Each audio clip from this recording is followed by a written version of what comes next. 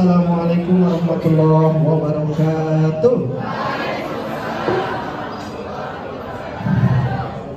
Alhamdulillah, wassalatu wassalamu ala rasulillah wa ala alihi wa sahbihi wa man wala. Berkelip tanpa ragu, bersinar riang, bagai kita menjulang, asa terbentang.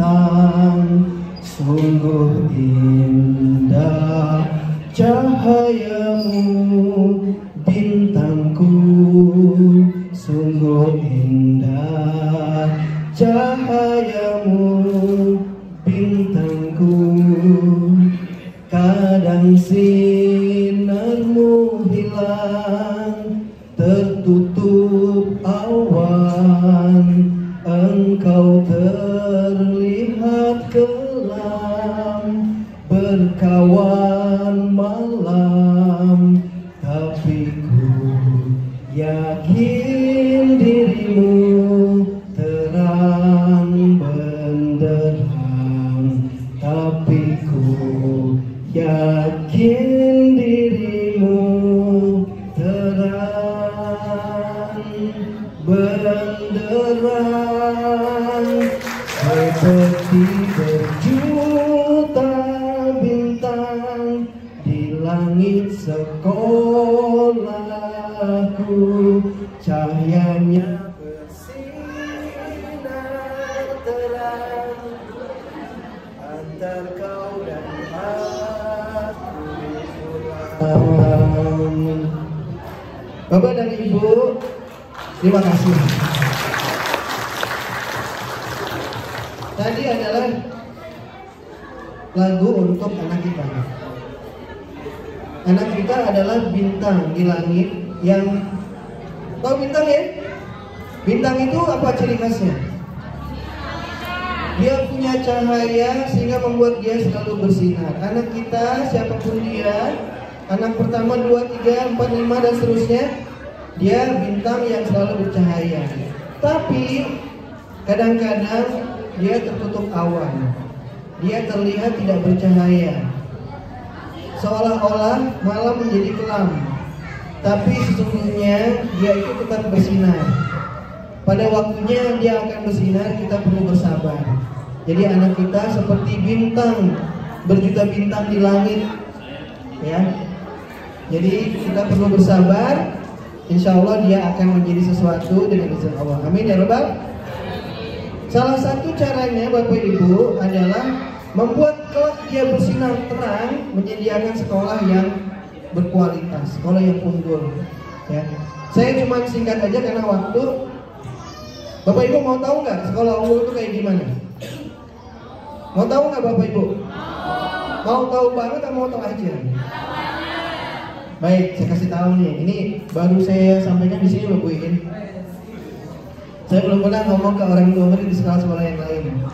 Bapak Ibu, kalau kita mau sekolah anak kita unggul, perhatikan gambar ini. Sekolah yang berkualitas adalah mereka yang memperhatikan pertama, kualitas siswa, pendidikan kepada siswanya. Yang kedua, sekolah yang memperhatikan yang opening.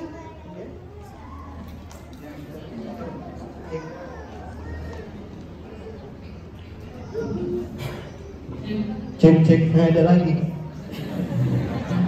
hilang-hilangan. Yang kedua adalah sekolah yang benar concern perhatian kepada kualitas gurunya, Jadi kualitas dalam memilih metodologi, strategi mengajar, perhatian kepada anak, mengindividualisasi anak-anak sesuai dengan minat bakat dan karakter anak, menemani anak-anak tumbuh berkembang sesuai dengan kapasitas dan potensinya. Yang ketiga adalah sekolah yang juga memperhatikan kualitas kapasitas school leadernya, pemimpin sekolahnya. Bapak Ibu, kalau sekolah ini punya guru yang bagus, itu berkah dari Allah. Tapi guru yang bagus tidak cukup. Kalau guru bagus, saya misalkan nih, narsis. Misalkan saya guru nih punya murid 40 orang. 40 anak, saya berkualitas, maka sehebat-hebat saya hanya bisa memberikan dampak kepada 40 anak.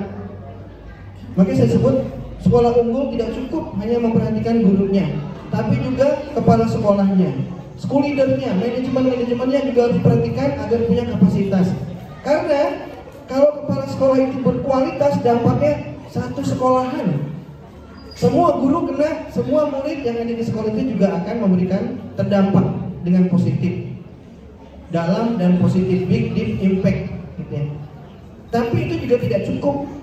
Sekolah unggul itu adalah sekolah yang juga memperhatikan kualitas interaksi guru, sekolah, dan ya pinter ayah bundanya gitu ya. Tidak akan dibiarkan ayah dan bunda dari anak-anak yang dididik itu kecuali dengan pembekalan yang cukup ya.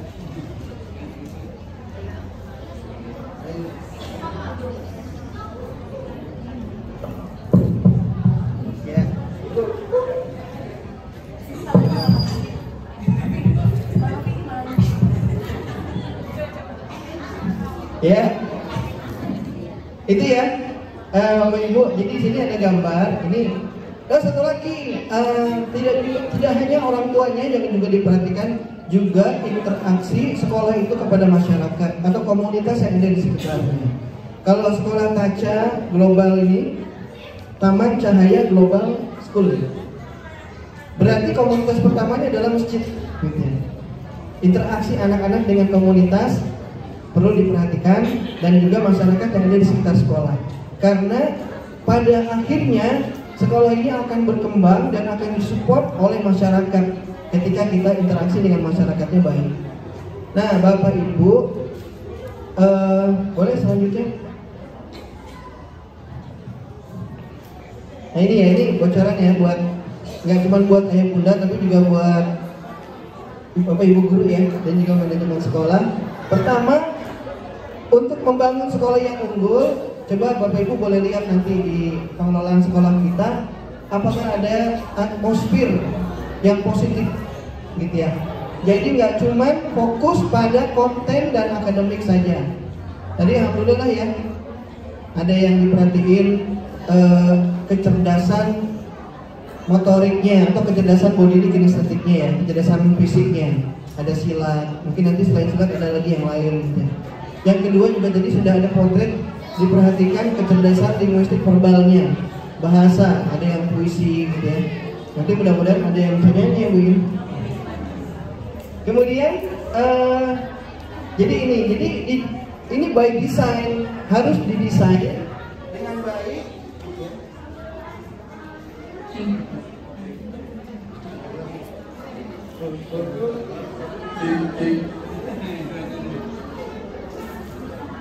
Sehingga siswa itu bisa berkembang gak cuma akademik saja, tapi seluruh potensi yang dimiliki.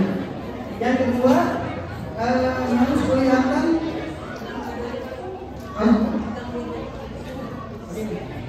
ini ya. Coba gak bisa. Yang kedua adalah learning success, gitu ya. Jadi dari ruang kelas juga kepada orang tua ada nilai-nilai untuk kesuksesan pembelajaran. Itu dibagikan ke semua stakeholder gitu ya.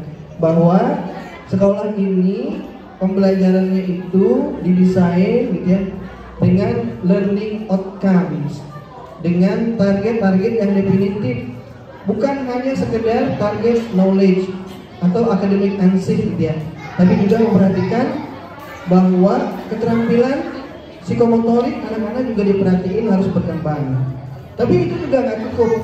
Kita harus lihat apakah sekolah ini memperhatikan ranah pendidikan yang paling diperhatikan sama Nabi Muhammad SAW, yaitu akhlak, karakter, attitude. Insya Allah kalau sekolah yang sudah memperhatikan itu, berarti anak-anak kita, Bapak Ibu, sudah diperhatikan sebagai manusia seutuhnya. Gitu ya. Kan Nabi Muhammad itu juga diantaranya diutus ke muka bumi menjadi mu'alim ya, menjadi mu'alim wa muyassiran gitu, menjadi guru. Dan ketika Nabi Muhammad menjadi role model guru, Apakah yang pertama diajarin adalah kalkulus, integral, turunan, hukum Newton? Waktu itu belum ada sih hukum Newton. Tapi yang diperhatikan pertama adalah tercapainya akhlak mulia. Nah, apakah maka kita akan lihat kualitas unggul sebuah sekolah itu adalah ketika urusan akhlak mulia menjadi prioritas utama di anak-anak kita. Coba kalau Bapak yang menangguhin sih itu ada lagi karena insya Allah. Ini guru saya itu, guru saya dalam proses mengajarkan akhlak mulia kepada anak-anak di sekolah. Kemudian yang ketiga juga adalah budaya dan nilai-nilai. Ya, budaya interaksi anak-anak dan anak-anak dengan guru dengan guru dengan solidar. Kemudian budaya orang tua dengan komunitas. Ada nilai-nilai yang memang mau kita capai. Dan budaya yang Islami, budaya yang positif, ini juga etika dan akhlak mulia. Kemudian yang ketiga, sekolah unggul dan sekolah yang global movement, gerakan sekolah yang baik di dunia ini adalah dianggap maju kalau sebuah sekolah sudah ada engagement kepada orang tua. Pada siapa, Bu? Pada siapa, Pak? Orang tua. Ya, mungkin hari ini acara penting yang pertama di kaca Global School ini masih banyak ibu-ibu. Nah, nanti ke depan seiring dengan berjalan waktu yang akan hadir di acara penting paling tidak seimbang antara bapak-bapak dan juga ibu-ibu. Dulu kami mengembangkan ini, boleh coba sedikit ibu ini ya. Waktu kami mengembangkan sekolah alam ya, sekolah alam yang pertama di Indonesia, sekolah Cianjur. Kemudian 2009 kami berdiri di sekolah alam Indonesia. Salah satu yang kami bangun adalah partisipasi orang tua. Dari awal sudah ditanya sekolah apa ketika memasukkan anaknya ke sekolah seberapa dalam orang tua akan terlibat untuk membantu pembelajaran anak-anak di sekolah. Nanti kita diskusi sampai nanti turunannya adalah kehadiran pertama, kehadiran pada saat lesson plan, penjelasan rencana belajar ya, itu orang tua penuh hadir dan kita minta masukan kalau ada masukan dari orang tua. Yang kedua ketika bagi rapor itu juga penuh yang hadir, gak cuma bunda tapi ayahnya juga datang. Gitu ya. Satu lagi adalah kegiatan-kegiatan yang melibatkan orang tua, contoh seperti parenting. Acara ini nggak banyak-banyak, hanya 2 kali dalam 1 semester, tapi setiap parenting pasti penuh ayah dan bunda. Gitu ya. Sementara di sebelah sana di sekolah lain tuh yang bundanya aja gitu ayah dianggap itu tugas bunda, tugas penting dua-duanya ya ayah dan bunda. Dan juga kegiatan-kegiatan lainnya, misalkan kalau anak-anak performance, ayah bunda datang. Itu tidak kita minta, kita hanya mengimbau aja, tapi mereka datang. Karena kehadiran ayah bunda di dalam proses pendidikan anak akan menduplikasi semangat belajar anak-anak. Ayah bunda datang. Nah, jadi itu Bapak Ibu, mungkin ini ya dari saya kurang lebih. Kalau ingin nanya nih, kemarin di WhatsApp, Pak, kalau rencana sekolah dulu, maka pertama balik ke slide pertama.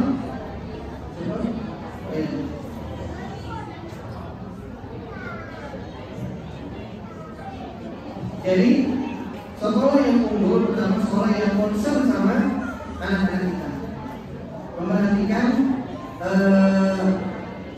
mengindividualisasi anak-anak kita. Dan insya Allah salah satu framework yang digunakan di kancah global school ini adalah active learner experience. Itu adalah framework yang akan Bapak Ibu akan rasakan, atau sudah rasakan di sekolah yang sebelumnya, betapa anak-anak itu adalah pusat dari pembelajaran, bukan objek, tapi dia subjeknya. Kemudian juga concern kepada guru-guru yang mengajar anak-anak kita.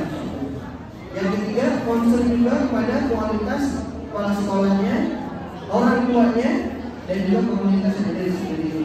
Kalau ini dilakukan, coba sekolah Taman Cahaya Global Islamic pakai Islamic? Enggak ya? Saya Bapak Ibu, saya juga di Malaysia di sekolah namanya Global Islamic School School and Studio. Ya ada talentnya Global Islamic Global Talent Islamic School ya. Nah ini Bapak Ibu ya, 6 aspek ini penting ya, bahkan di komunitas itu masyarakat dan juga pihak yayasan ya. Bagaimanapun pihak yayasan. Nah sebelum saya tutup saya tanya Bapak Ibu, di sini disebutkan nggak ruang kelas? Ya. Sarana prasarana? Ya. Tidak disebutkan, bukan berarti sekolah tanpa ruang kelas, tanpa sarana prasarana yang mumpuni itu tidak berkualitas. Nah, tapi kualitas sekolah yang pertama adalah ini. Core-nya utama perhatian kepada siswanya, pembelajarannya, kurikulumnya. Yang kedua adalah gurunya, bagaimana mereka mentreatment anak-anak. Yang ketiga, bagaimana mereka mentreatment orang tua dan interaksi pembelajaran di dalamnya. Yang ketiga baru perhatian kepada community of learning atau komunitas dari pembelajaran, baik pada lokasi terdekat, wilayah, masyarakat ya, dan juga komunitas masjidnya, dan juga pada manajemen yayasan. Kalau itu diperhatikan, maka saya sangat betul yakin quality of learning dari sekolah ini akan berkembang. Dulu kami waktu pertama kali membeli lahan baru itu kami cuma dapat, karena di daerah Jakarta Selatan itu lahan sudah mahal ya. Kami cuma dapat duit cuma 4,9 per 1.900 hampir 5.000, harganya hampir 5M gitu ya. Hampir 5M.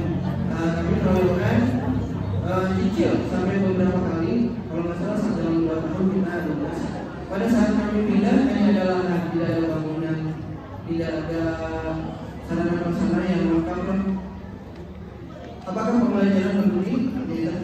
Kami belajar di bawah pohon, di sebelah kandang kambing, di sebelah kandang ayam, karena sekolah alam ya, kalau di sini ada. Dan apakah pembelajaran peduli? Tidak. Apakah kualitas dari pembelajaran hilang? Tidak. Selama ada siswa yang OPD yang diperhatikan, selama ada guru-guru yang berkualitas, selama ada leader yang powerful dan juga memperhatikan murid dan para guru, selama ada komunitas yang mendukung, maka kualitas pembelajaran insya Allah dengan izin Allah akan tetap berlangsung dan terus bertambah kualitasnya. Insya Allah. Maka kalau saya dengar bahwa ini baru saja pindah ke lokasi yang mungkin belum memiliki sarana prasarana. Sarana prasarana tetap penting. Tapi kalau dia tidak ada, apakah pembelajaran berhenti? Tidak. Dia masih bisa dibangun dan perlahan pasti insya Allah. Kalau kita punya niat, wajiblah azamta, maka Allah pasti nanti tinggal waktu ini. Kalau ini juga ada proses bagus. Dan ini juga ada sarana pembelajaran yang lengkap, yang tetap digitalize, yang modern, insya Allah bentar lagi. Kali ini belum ada, bentar lagi. Yang penting ada langkah kaki yang diambil di pertama. Itu aja mungkin sebagai pendahuluan, nanti pengalamannya dulu mungkin lebih dahsyat lagi daripada saya.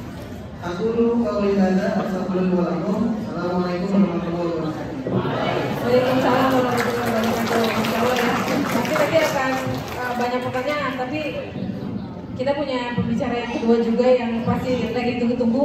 Keren banget Pak Novi tadi ya. Makasih banyak. Dan sekarang Bu Novi nih, langsung aja Bu Novi silakan. Terima kasih.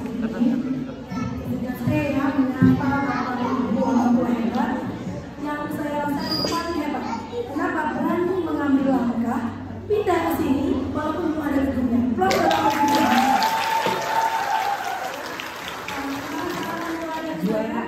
Assalamualaikum warahmatullahi wabarakatuh. Sebetulnya saya senang ya Bapak Ibu, sebelum saya mulai saya hadir di sini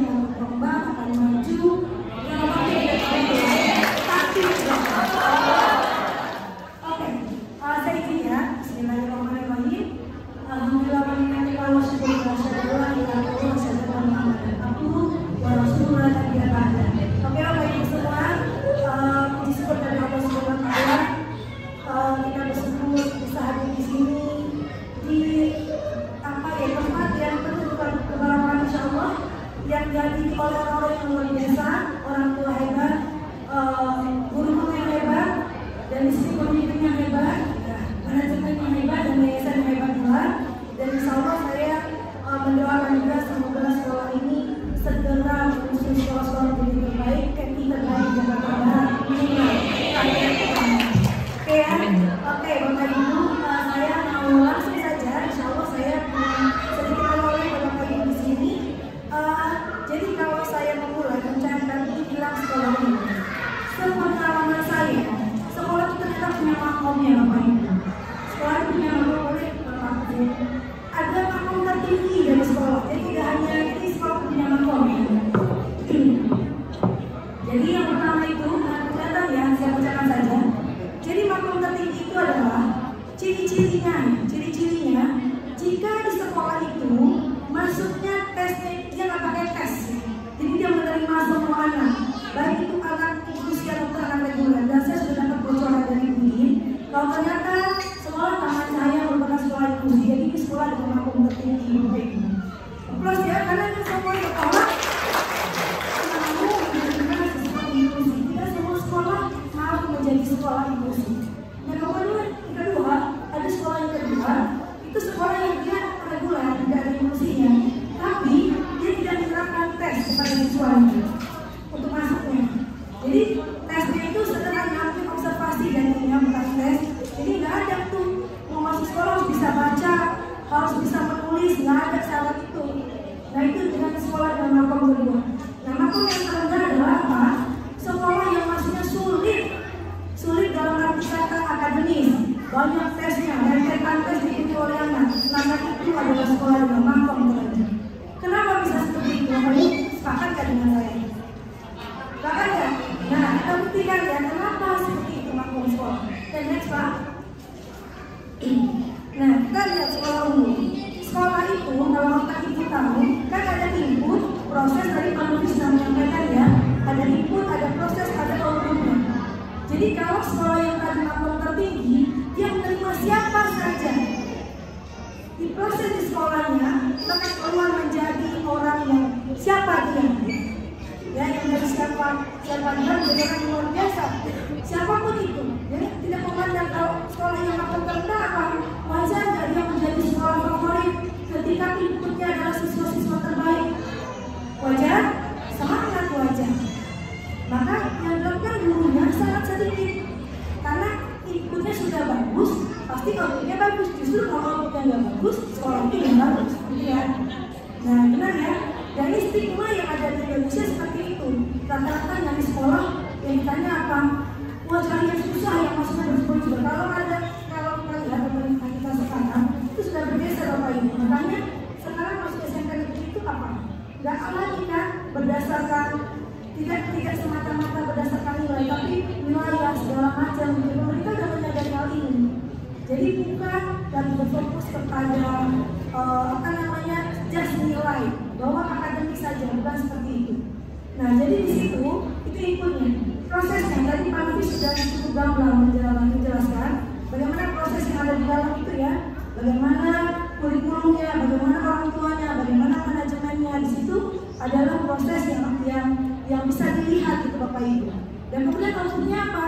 Nah kita lihat kalau outputnya itu siswa kita itu dinilai apa sih?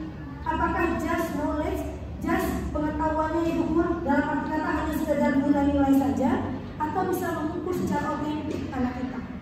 Misalkan tadi ada penampilan dari siswa kita ya, Pak Novi sampaikan dia berpuisi kelas 2 SD, mampu tampil di depan audiens, dia bisa menyampaikan puisinya, itu berapa kecerdasan, berapa yang tereksplor dari anak ayah bunda. Tidak sekedar ilmunya saja. Jadi inputnya itu adalah, outputnya itu adalah bagaimana sekolah ini melakukan penilaian terhadap anak ayah bunda yang otentik. Otentik itu apa? Nanti kita lihat sedikit lagi. Oke, lanjut Pak. Oke, lanjut Pak. Nah di sini, jadi input itu, nah ini dia motonya. Setiap anak adalah bintang. Ya, jadi sekolah yang punya moto seperti ini, dan saya yakin karena kan tadi di depan disampaikan bahwa itu pernah menerima penghargaan ini ya, autism ya. Ya, nah itu kan membuktikan bahwa yang memimpin sekolahnya adalah orang yang sangat concern, untuk setiap anak adalah bintang. Karena kalau dia tidak mengatur konsep inklusi, tidak seperti itu. Ya. Nah, kemudian di situ kita ingat bahwa kenapa sekolah inklusi itu juga karena education for all, jadi pendidikan untuk semua. Jadi di sini ada ya, education is human right, not privilege. Jadi pendidikan itu hak asasi setiap orang, bukan hak istimewa, bukan hak orang yang pintar saja, bukan hak orang yang kaya saja. Tapi pendidikan itu untuk semua. Jika ini terwujud di sini, saya yakin menjadi lebih baik pun dari citra saya. Kalau citra saya sekarang levelnya apa? Bapak Ibu kita bilang apa? Sekolah? Ya bilang aja gitu ya, sekolah mahal gitu. Ya, tapi itu berproses. Sampai kita dulu juga tidak sekolah mahal. Kenapa menjadi mahal? Karena value yang kita berikan itu orang tua mau membayar berapa saja. Itu value cita-cita yang ada kita cari seperti itu. Oke, kemudian prosesnya. Ini proses tadi aku dijelaskan. Saya mengibaratkan proses itu seperti pohon, ya. Jadi akarnya itu adalah agama dan akhlak. Kalau tadi Pak Novi bilang karakter itu, maka kita dalam agama kita menyebut karakter itu lebih spesifik, lebih general itu akhlaknya. Jadi pondasinya sekolah ini adalah sekolah Islam yang mempunyai concern dengan karakter yang akan dibangun. Itu pondasinya. Kemudian apa kita lihat ibaratnya pohon, maka penopang yang paling utama tadi Pak Novi menyampaikan juga itu passion, bakat dan minat. Bagaimana sekolah ini mampu mengembangkan bakat ini kan memang yang alami yang anak punya dari Allah SWT. Tapi kalau minat itu bisa berkembang kemana saja dengan lingkungannya. Jadi bagaimana sekolah ini mampu mengembangkan bakat, minat siswanya dengan berbagai macam kecerdasan anak.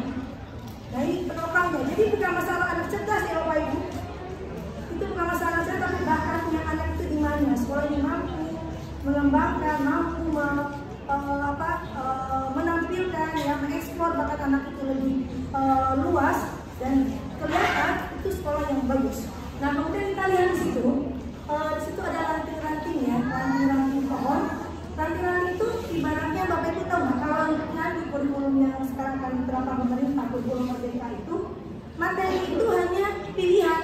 Misalnya anak yang mau bakatnya di mana, maka pelajaran apa yang mensupport ke bakat minatnya itu yang diperhatikan oleh anak. Enggak semua. Jadi anak kita bukan superwoman lagi, tapi kembali minat bakatnya apa, yang ditonjolkan apa. Meskipun dalam kerangka harus yang lain itu harus tercapai, tapi tidak terlalu ditonjolkan. Jadi sifatnya sangat personalisasi. Karena Bapak Ibu akan memperhatikan punya portofolio yang jelas. Ini satu anak punya portofolio, minat bakatnya masuk seperti apa, peluang seperti apa anaknya. Jadi dia akan mengikuti pelajaran-pelajaran yang memang sesuai dengan bakat dan minatnya itu, materi itu pendukung ya Bapak Ibu. Kemudian kita lihat visi dan misi sekolah itu penting banget daunnya yang menaungi semuanya. Bagaimana sekolah itu punya visi misi menaungi apapun proses yang ada di sekolah itu. Nah sehingga Bapak Ibu lihat buah-buah itu nanti adalah hasil anak kita. Anak Bapak Ibu nanti mau jadi apa? Ada kan buah yang jatuh sebelum matang? Nah, semoga dengan seperti ini semua buah akan dipetik pada masanya. Oke, masuk ya. Nah ini output tadi yang saya bilang penilaian otentik tadi ya. Jadi sekarang bergeser Bapak Ibu. Penilaian itu adalah dari sikap, kemudian keterampilan, pengetahuan yang paling penting adalah portofolio. Jadi bagaimana sekolah ini nanti mampu memberikan penilaian otentik kepada siswa-siswa kita berdasarkan yang tadi itu urutannya ya, sikap, attitude, ya sikap atau kita, kemudian keterampilan dan baru knowledge-nya. Bukan berarti ini pengetahuan tidak penting, tapi itu mensupport saja. Gitu ya. Dan yang terakhir saya menambahkan dari Pak Novi menyebut sedikit ada satu teori humanistik learning, nanti pembelajaran yang teori belajar yang sangat humanis. Tadi Pak Novi sebutkan salah satu cirinya. Pertama, siswa itu sebagai subjek, ya bukan objek. Jadi kalau ciri-cirinya yang sebagai subjek apa? Anaknya yang aktif, yang terlibat secara aktif, bukan gurunya yang suka ceramah di depan kelas, bukan gurunya yang lebih terkenal dibandingkan anaknya. Jadi anaknya yang lebih aktif dibandingkan daripada gurunya sendiri, siswanya lebih aktif daripada gurunya. Kemudian apa? Tadi Pak Novi juga menyebutkan berdasarkan need siswa. Di Jadi sekolah itu mampu membuat program, mampu merancang pembelajaran sesuai dengan siswanya, kebutuhan siswanya, seperti itu. Yang ketiga, apalagi ciri-cirinya yang kita di sini, bahwa sekolah ini menerapkan ini yang tadi disampaikan sama Bukit juga, konsep sekolah ini adalah memberikan experience dan pengalaman yang bermakna. Nah di sini kan nanti form itu adalah aktif development experience. Itu salah satu cirinya. Jadi mengutamakan memberikan pengalaman kepada siswa, kepada anak kita, kepada anak bapak ibu, bukan hanya sekedar memberikan ilmu pengetahuan, tapi pengalaman gerak, karena anak itu manusia. Anak itu bukan robot yang hanya diisi, diperintah, diberikan ilmu, menjalankan dan seperti itu. Tapi ada bapak ibu harus perhatikan bagaimana sisi emosionalnya, bagaimana sisi humannya, bagaimana dia tingkah lakunya. Itu menjadi concern dari sekolah yang menerapkan konsep dari humanistic learning theory. Gitu. Itu dari saya. Oke, Masya Allah. Terima kasih. Tepuk tangan semuanya. Ini menarik banget ya bahasannya ya. Saya dari tadi terkesima karena Masya Allah gitu ya. Langsung pikiran saya, intuisi saya melambung tinggi sekali dan membayangkan bahwa suatu saat Taman Cahaya Global School akan menjadi salah satu alternatif pendidikan yang memberikan kesempatan terbaik buat anak-anak yang ada di sini, insya Allah. Amin. Dan insya Allah tidak hanya mengantarkan anak-anak, tapi juga akan mengantarkan keluarga-keluarga yang hadir di sini untuk bersama-sama merengkuh kebaikan sebanyak-banyaknya. Amin, amin, ya rabbal alamin. Baik, ini gambar apa Ustaz Zul? Taman Cahaya Masa Depan. Oh, Taman Cahaya Masa Depan. Amin. Baik, selanjutnya ini tadi Pak Novi udah cerita ya tentang bagaimana sekolah alam pertama kali. Bu Novi juga udah cerita bagaimana sekolah yang dibangunnya, termasuk dengan apa yang dilakukan oleh mereka di sekolahnya masing-masing gitu ya. Dan itu insya Allah sama persis dengan apa yang akan dilakukan oleh kami yang ada di Taman Cahaya Global School, karena kami seiring sejalan ya. Kami berada dalam komunitas yang sama, Roots Edu. Kita juga dalam komunitas yang sama di dalam berbagai kegiatan atau organisasi pendidikan, sehingga insya Allah kita akan saling berkolaborasi. Baik, pasti ada pertanyaan dari ayah bunda. Kami akan memberikan kesempatan kepada 3 penanya pertama. Boleh angkat tangannya yang mau bertanya?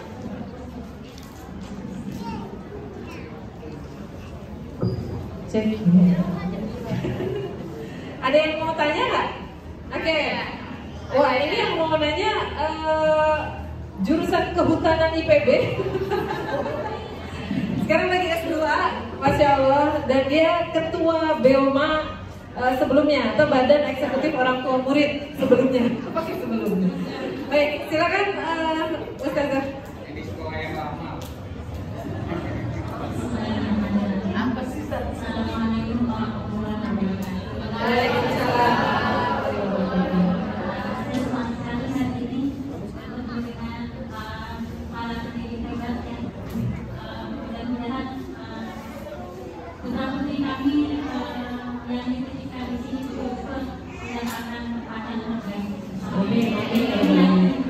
Amin, amin. Masya Allah. Tepuk tangan dulu buat gue ini. Anaknya kelas 6 loh, kelas 6 loh. Sampai kata Bu Novi, beneran Bu ada yang kelas 6? Bener. Contohnya Masya Allah. Iya, Masya Allah. Tepuk tangan buat semuanya. Baik, tadi Pak Novi sudah jelaskan tentang sekolah alam dan sekolah yang reguler. Barangkali saya tidak terlalu paham tentang jenis sekolah gitu ya. Tapi mungkin bagi kami, bagi saya terutama yang ingin saya tanyakan, perbedaan yang signifikan di antara sekolah alam dengan sekolah reguler biasa. Karena dalam pikiran saya itu sekolah alam kemungkinan lebih cocok untuk anak-anak yang punya kecerdasan motorik yang lebih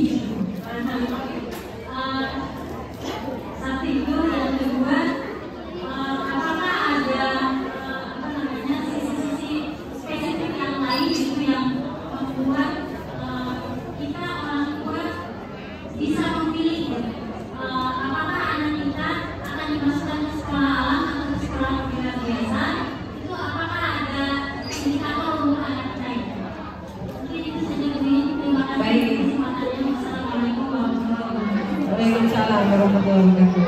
Kayaknya ada tantangan, iya langsung. Ini kayaknya ada tantangan, bisa nggak Taman Cahaya Paroan gitu ya, ada yang reguler, ada alamnya gitu ya. Kita gabung aja. Oke. Baik, ingetin ya pertanyaannya. Pertama tadi adalah bedanya sekolah alam ya. Bapak Ibu, saya jadi menjelaskan sekolah alam ya. Jadi sekolah alam di Indonesia itu kemudian ada dua genre ya. Yang satu formal, sekolah formal, berarti dia di bawah Diknas. Yang satu sekolah informal, berarti dia semacam homeschooling yang dilembagakan. Kayak komunitas. Ya. Tapi dua-duanya community based, berbasis komunitas. Minimal orang tuanya kalau di sekolah alam itu semua terlibat aktif, gitu ya. Nah, tapi nggak harus di sekolah alam agar orang tua terlibat aktif mendukung pembelajaran anak. Di Taca juga bisa. Iya. Nah, kalau kami di sekolah saya itu dulu kami memilih yang jalur formal, berarti di bawah Diknas. Berarti ada target-target dari Kementerian Pendidikan yang harus dicapai. Di antaranya UN gitu ya. Kalau sekarang US ya. Kemudian pokoknya ada beberapa parameter yang memang kita upayakan itu tercapai. Kemudian yang sering kami dengar juga dari luar bahwa sekolah alam itu adalah sekolah khusus untuk anak-anak yang berkebutuhan khusus. Padahal tidak. Kami mendesain sekolah alam itu untuk inklusif ya. Jadi siapa saja boleh. Jadi masuk ke sekolah alam itu tidak ada tes buat anak. Yang dites orang tuanya. Sama di sini juga. Ya. Ya, ini salah satu tesnya di sini nih sekarang. Ya. Datang.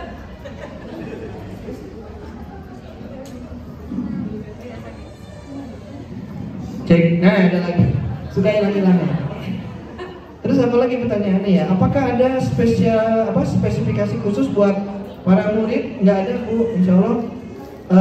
Education for everybody ya. Tadi ada di slide-nya Bu Novi, education for all dan education is concerned by everybody. Jadi concern pendidikan itu bukan hanya urusannya guru dan kepala sekolah, tapi concern semua komunitas, termasuk orang tua. Karena Bapak, ayah, bunda ya adalah orang yang paling paham tentang anaknya. Jadi tolong guru-guru dibantu dikasih informasi apa kebutuhannya. Ya, selain orang guru juga bisa mencari melengkapi dari luar. Pertanyaan kedua apa dia? Udah. Terima kasih Bu, Bunda. Oke, makasih Pak Novi. Iya, jadi sekolah alam itu memang menarik sekali ya buat anak-anak yang katanya nggak bisa diam gitu. Memang di alam dia nggak punya ruang kelas yang tertutup ya.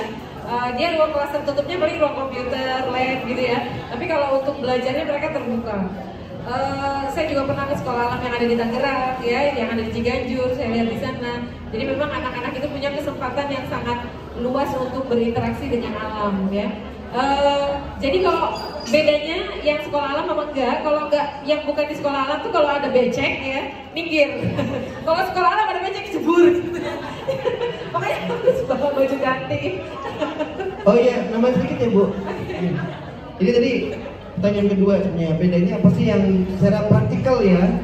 Jadi pertama memang karena sekolah alam maka menjadikan alam sekitar sekolah itu menjadi pertama lab, tempat belajar, kemudian menjadi inspirasi sumber pembelajaran, termasuk alat peraga, alat itu semua kita manfaatkan. Jadi anak-anak bisa belajar di mana saja.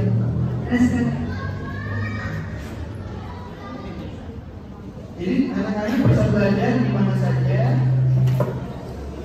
dan dengan apa saja. Jadi memanfaatkannya, semangatnya meminimalisir pengeluaran biaya tambahan pertama kelas. Gitu.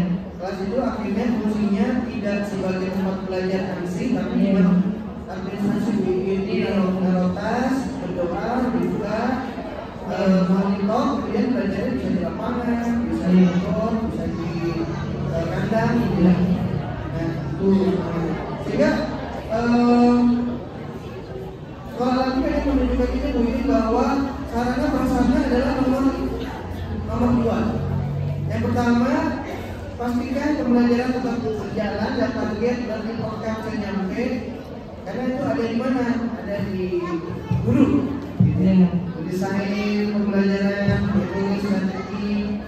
Menjadikan alam menjadi alat belajar juga strategi ya, pemilihan. Itu yang mengeluarkan sekolah alam disebut sekolah alam. Oke. Iya, Bu Novi. Jadi sebenarnya tadi Bu Novi kan udah cerita tentang ADLX ya, Active Deep Learner Experience.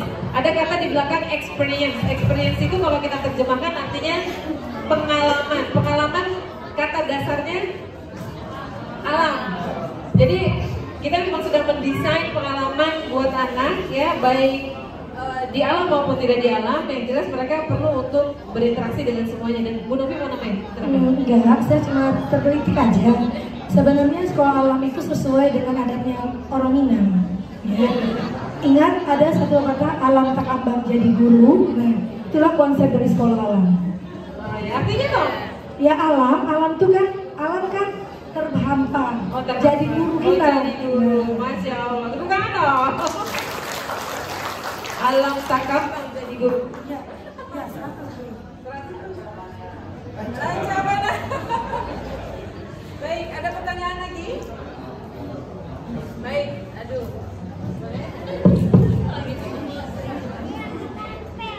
Ini PR buat Pak Zul ya.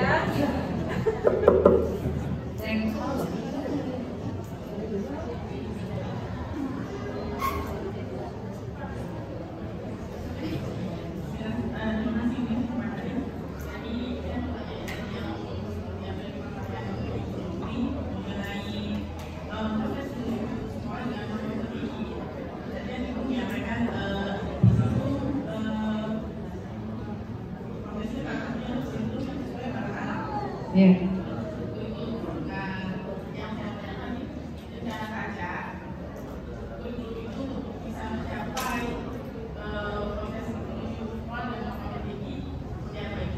Oke, ini kok ini saya jelasin kayaknya nih ya. Oke, Bismillahirrahmanirrahim. Bagaimana supaya Taca ini bisa sampai ke makom yang tertinggi? Yang pertama, ketika masuk kita nggak ada tes, ya. Artinya semua bisa masuk di Taca selama dia adalah manusia bernafas, itu bisa masuk ya, pokoknya itu aja syaratnya ya, manusia bernafas bisa masuk. Kalau dia ada masalah-masalah yang kita temukan pada saat observasi, jadi observasi itu bukan tes ya, observasi untuk mengetahui sejauh mana kemampuannya, capaiannya dan sebagainya. Itu penting sekali untuk kita ketahui supaya setelah kita bisa observasi, terdeteksi, baru kita bisa intervensi dengan intervensi yang tepat. Kalau intervensi, kalau misalnya observasinya nggak akurat, kita nggak bisa intervensi secara tepat, gitu ya. Terus kita harus perlu dengan dukungan yang sangat kuat dari orang tua. Nah, tapi memang Taca sendiri, Bu Novi, belum bisa terima anak yang high, kondisi. Kita masih yang mild aja ya. Kita masih yang mild. Mild itu maksudnya ada kondisi tertentu anak dengan dia penyandang tertentu, tapi yang mild yang bisa kita asuh atau kita terima di sini, karena memang ini kan regular school. Kita mendaftar di kementerian, artinya ada target-target yang harus kita capai, target minimal yang harus kita capai, sehingga anak-anak yang kita terima itu adalah anak-anak yang mampu untuk yang high achiever ya, yang high achiever yang mampu mendapatkan atau menerima kurikulum yang kita buat, gitu ya. Nah, kalau kurikulumnya selanjutnya kita menggunakan metodenya ADLX tadi, Active Deep Learner Experience. Pendekatannya sekolah manusia, bahwa setiap anak itu cerdas, setiap anak itu juara. Ya, jadi pokoknya nggak ada anak yang nggak juara, semuanya juara. Juara dengan kekhasannya masing-masing. Jadi kita memberikan kesempatan kepada mereka untuk mengembangkan bakat mereka, minat mereka, ya, untuk bisa betul-betul menghasilkan produk-produk yang bernilai. Gitu. Kalau misalnya tadi yang punya kecerdasan bahasa, dia bisa ikut, misalnya tambahannya apa di sekolah kita juga atau di madrasah kita itu diberikan kesempatan, gitu ya, dengan literasinya dan sebagainya. Yang motorik juga begitu. Jadi kita memberikan kesempatan kepada anak seluas-luasnya dengan berbagai kecerdasan yang mereka miliki. Ada word smart, ada number smart, ada body smart, ada natural smart, ada music smart dan smart yang lain. kita berikan kesempatan. Ya, nanti kurikulumnya seperti apa? Tentu saja kurikulumnya kita kombinasi, ada kurikulum dari dinas, ada kurikulum Kementerian Agama, dan kurikulum kita sendiri. Kurikulum kita sendiri itu ada kurikulum Al-Quran. Itu tidak ada melalui Kementerian Agama itu maksimal itu madrasah itu 1 juz, dan itu jarang ya madrasah yang bisa sampai 1 juz. Tapi kalau di sini itu capaian minimalnya 3 juz. Ya kalau lebih dari itu kan ada yang sampai 5 juz ya, itu alhamdulillah. Dan tetap nanti yang bisa sampai 5 juz free SPP-nya. Jadi di sini akan diberikan desain kurikulum lokal yang akan kita buat di rakor nanti ya. Nah yang sudah kita ketahui bersama bahwa program unggulannya adalah Al-Quran dan hadis.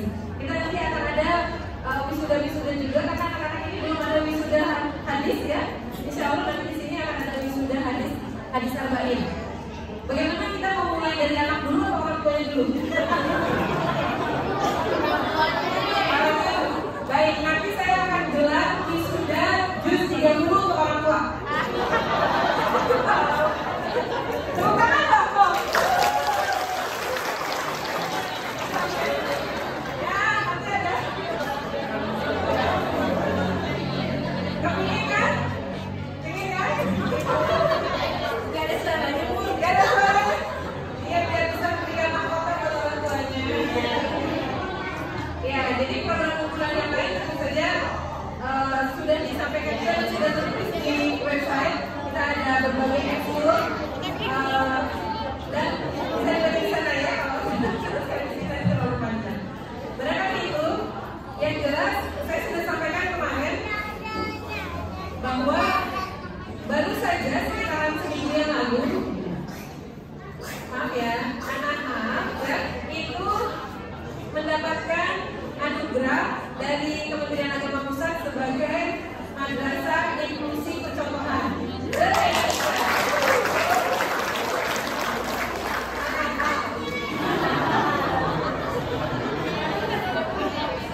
Kemarin linknya sudah saya kasih supaya dilanjutkan supaya betul-betul anak menjadi madrasah inklusi percontohan, tapi sampai saat ini belum diisi linknya ya.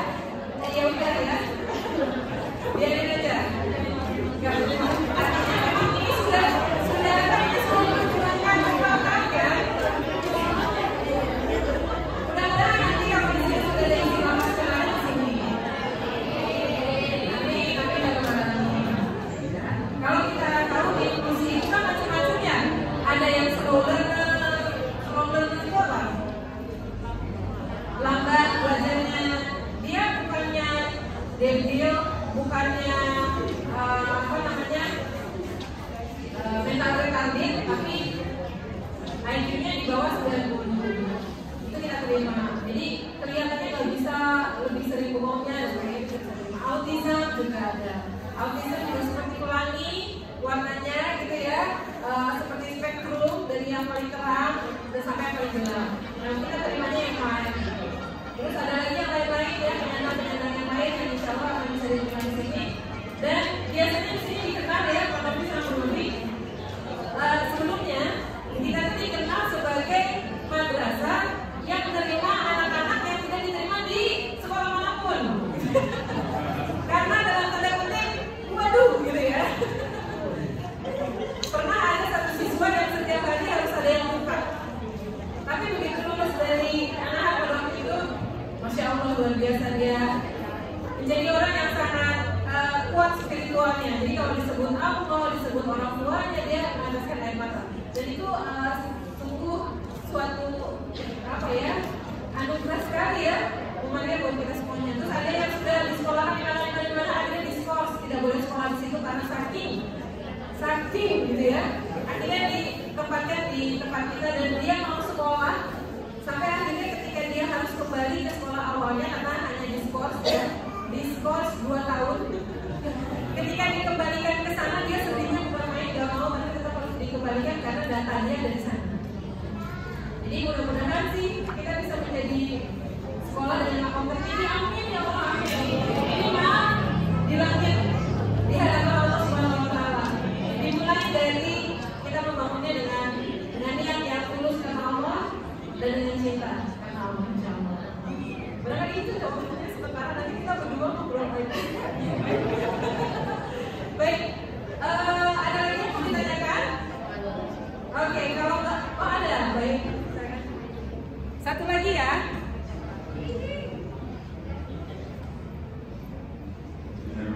Assalamualaikum warahmatullahi wabarakatuh. Saya Fikar Saudi, salah satu orang tua dari Bismi Sifat Kamila. Sekarang keempat, nanti terakhir. Nah, mungkin sedikit ingin menanggapi ya boleh sedikit sekaligus untuk memberi motivasi dan semangat untuk kita semua. Artinya kenapa kami juga dari orang tua mempercayakan saja. Tentu kita punya satu keinginan yang kuat ya, agar anak-anak kita itu berhasil juga bersama kita ini. Dia berhasil di dalam segala hal, bukan hanya dari ilmunya juga, keterampilan, tapi yang berikutnya adalah akhlaknya. Karena kalau di dunia luar, saya itu juga karyawan ya. Jadi kalau di luar, kalau kita misalnya menerima pegawai itu ada 3 pertanyaan dulu. Yang pertama adalah knowledge-nya, kemudian skill-nya, dan yang terakhir akhlaknya. Tapi kalau saya yang melihat yang paling pertama adalah akhlaknya. Jadi saya tanya dulu bagaimana attitude-nya, sopan santunnya, kemudian dia bagaimana dia berinteraksi dengan sesamanya. Nah, artinya kami berharap anak-anak kami nanti keluar dari kaca ini mempunyai attitude yang paling tinggi. Amin. Nah, dan kami percaya itu, makanya kenapa mulai dari yang sekolah yang lama sampai kemari kami optimis. Amin, amin. Apalagi kami melihat banyak peneliti yang memang di bidangnya ya, anak-anak di bidangnya. Nah, ini support kami kepada Tasya, mudah-mudahan ini kita bisa berkembang bersama, besar bersama. Anak-anak kami juga tidak salah tempat, dan kami percaya itu. Amin, amin, insyaallah. Kami jawab lagi. Nah, mungkin pertanyaan saya adalah bagaimana sih Tasya ini menyeimbangkan ya, antara 3 tadi, antara knowledge, skill, dan attitude-nya ini. Nah, kami ingin anak kami ini dimakamkan tinggi itu Pak.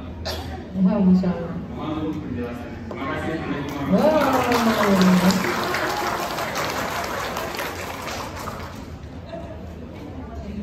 Baik, masya Allah, saya pengen jelasin Mas Eju.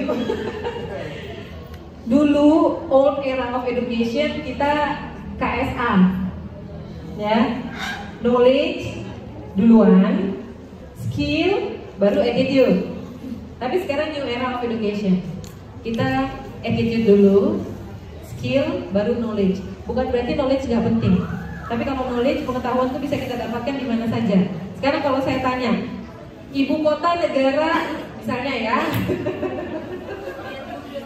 nah lihat Google, iya kan, bisa kan? Jadi kita mau tanya apa aja sekarang gampang di Google. Jadi pengetahuan bukan nggak penting, penting, tapi bukan segala-galanya. Tapi akhlak ini ya, attitude ini yang paling penting. Jadi ketika kita mendesain learning outcomes tadi yang dijelaskan sama Novi, maka yang ditulis duluan sama gurunya apa Bu Maria? Attitude-nya. Apa itu attitude-nya? Anak ini tujuannya nih belajar ini akan senang ngapain? Mau ngapain? Gitu ya. Jadi bukan mengenal, memahami, bisa menyebutkan, tapi bagaimana anak ini senang, anak ini mau, anak ini memiliki attitude apa nih yang mau kita bangun dari desain kurikulum yang akan kita buat di hari itu misalnya, atau di minggu itu gitu.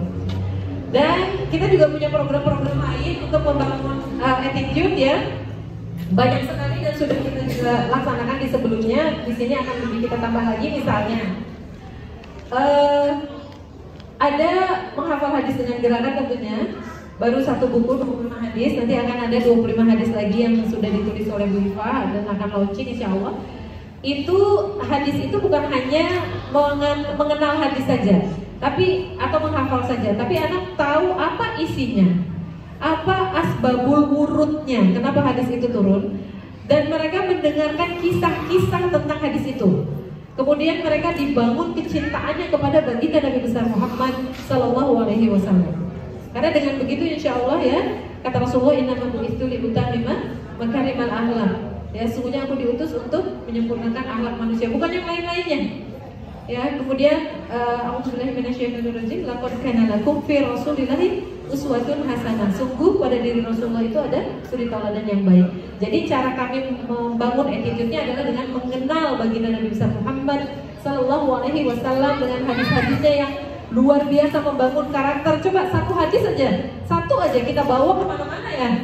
Tabassumuka fi wajhi akhika shadaqah. Senyummu di hadapan.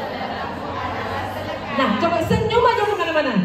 Apa enggak cantik luar biasa nih bidadari ya kan? Itu Wildan, ini bidadari. Satu aja. Dan kita tahu ya ilmunya bahwa senyum itu bisa menyihir. Artinya bisa mempengaruhi orang dengan senyum. Jadi ketika anak kitanya juga banyak tersenyum pada orang dengan tulus, dengan ikhlas, maka itu sudah membangun akhlak yang luar biasa. Gitu ya. Terus belum lagi yang lain.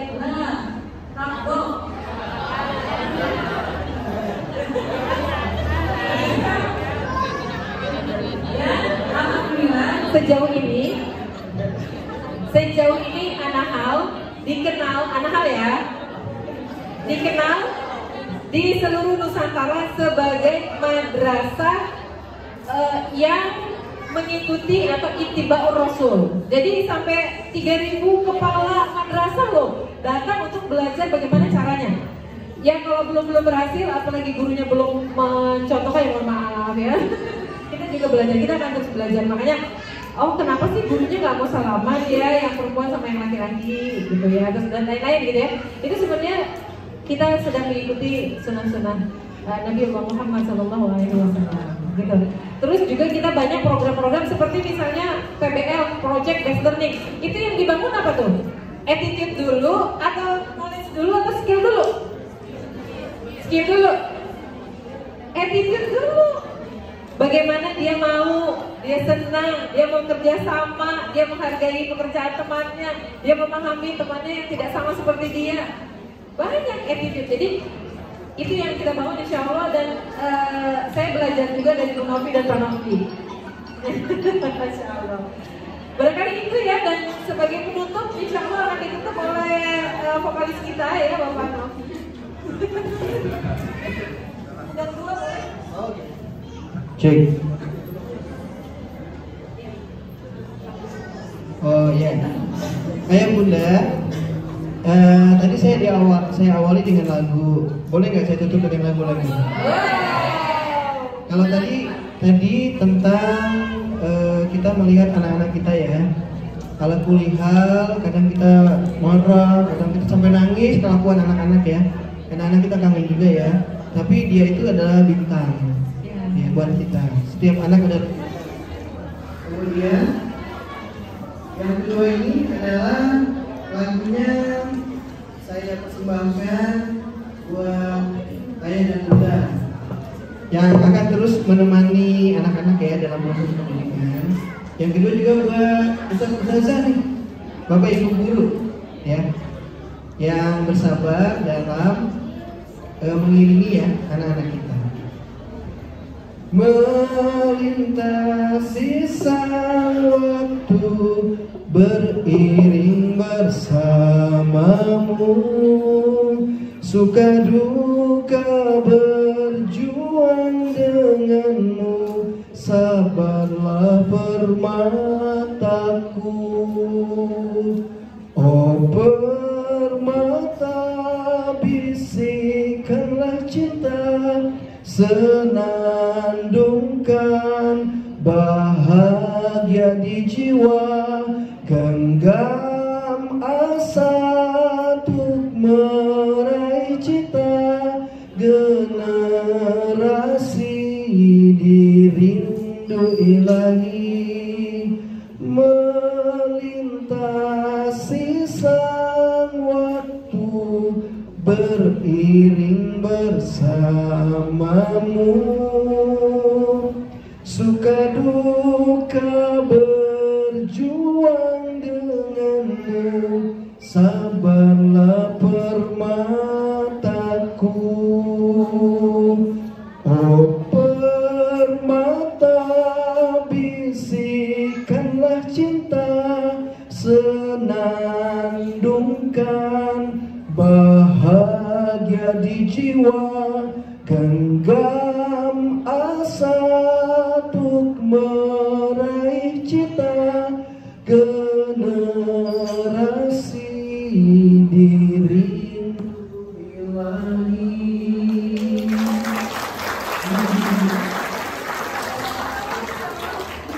Masya Allah. Hadiah yang luar biasa buat kita semuanya ya.